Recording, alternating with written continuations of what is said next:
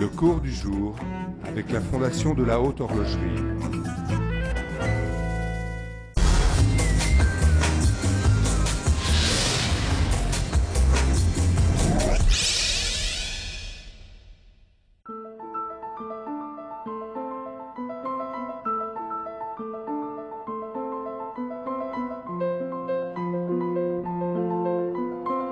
Je suis constructeur de mouvement et responsable d'un bureau technique dans l'entreprise de Chopard. Lors d'une nouvelle étude, on a toute liberté dans une première phase qu'on appelle l'étude de faisabilité. C'est clair, un thème de départ qui nous est donné, mais après, on a très peu de barrières, très peu de limites, pour justement éviter de nous couper dans nos idées, dans notre imaginaire.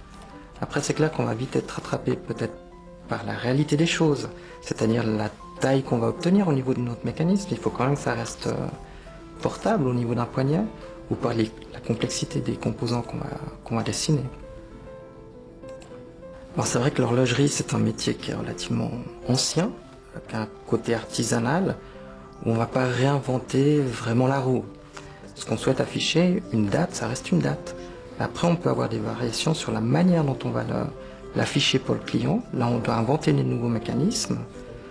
On a surtout actuellement des possibilités qui nous sont offertes par des nouvelles méthodes de fabrication. Et là, ça nous ouvre de nouvelles portes que nos prédécesseurs n'avaient pas. Ils avaient certainement les mêmes idées, mais pas les mêmes possibilités de fabrication, ce qui les limitait. Donc sur la dernière étude à laquelle j'ai participé, ce qui était nouveau pour nous, c'était d'afficher l'heure de lever et coucher du soleil pour un lieu donné qu'est Genève. Dans l'affichage du lever et coucher du soleil, on peut se retrouver avec des aiguilles qui ont des ébats, des jeux, on va dire. Et nous, ce que nous souhaitions, c'était éliminer ces jeux pour qu'en fonction de la position de la montre, on n'ait pas les aiguilles qui bougeotent. Donc, une des principales nouveautés qu'on a amenées, ce sont des dentures élastiques qui nous permettent d'éviter ce jeu. Lorsque le prototypiste reçoit nos composants et commence à monter la montre, des fois il doit nous dire que ça ne va pas, qu'il y a des problèmes.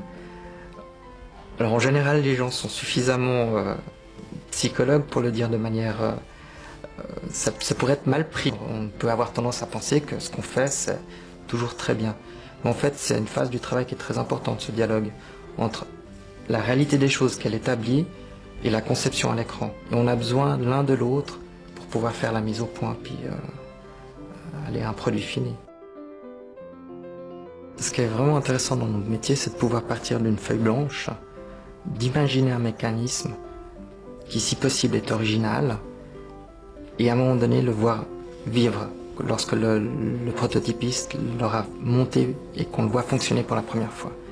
Là, il y a un côté qui est assez mouvant, on va dire, de voir naître une montre ou un mécanisme.